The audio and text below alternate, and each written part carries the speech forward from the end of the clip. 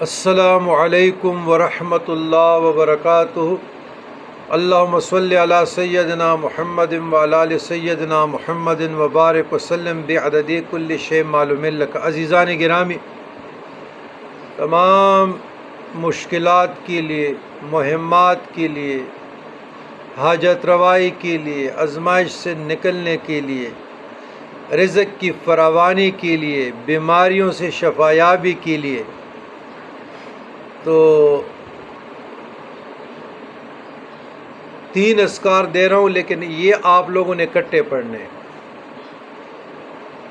بسم اللہ الرحمن الرحیم۔ حسبی اللہ ونعم الوکیل، لا حول ولا قوت الا باللہ العلی العظیم، لا الہ الا انت سبحانک انی کنت من الظالمین۔ تو یہ آپ 111 مرتبہ یا 313 مرتبہ یا 1100 مرتبہ، اول و آخر درود شریف۔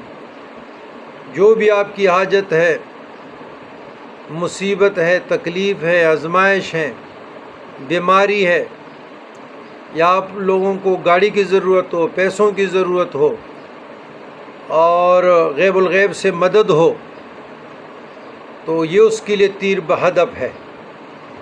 حسبی اللہ ونعم الوکیل، لا حول ولا قوت الا باللہ العلی العظیم، لا الہ الا انت سبحانک انی کنت من الظالمین۔ ایسے پڑھنا ہے۔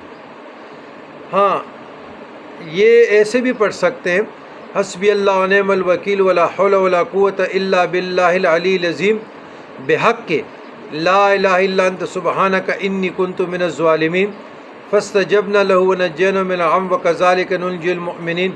فاستجبنا جو ہے یہ 3 مرتبہ آخر پہ پڑھنا ہے۔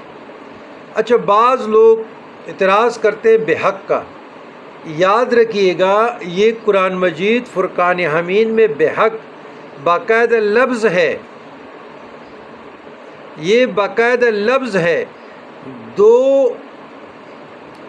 دو ایک آیت کے درمیان، جس طرح ہم ایک آیت پڑھتے ہیں نا، ایک وظیفہ پڑھتے ہیں حسبی اللہ ونعم الوکیل، تو اس کے درمیان میں بحق لفظ ہے، پھر لا الہ الا انت سبحانک انی کنت من الظالمین۔ تو یہ بحق جو ہم بزرگان دین دیتے ہیں، یہ قرآن کا لفظ ہے، بوسیلہ، ببرکت، بحرمت۔ اس پر اعتراض درست نہیں ہے، جو لوگ کرتے ہیں وہ کم علم ہے۔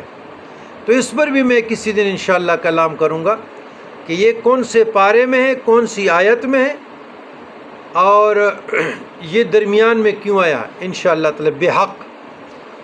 تو آپ لوگ حسبی اللہ ونعم الوکیل ولا حول ولا قوت الا باللہ العلی العظیم بحق کے لا الہ الا انت سبحانک انی کنت من الظالمین اس طرح بھی پڑھ سکتے ہیں۔ پھر آخر پہ فاستجبنا له ونجیناه من الغم وکذالک ننجی المؤمنین۔ انشاءاللہ فائدہ ہوگا۔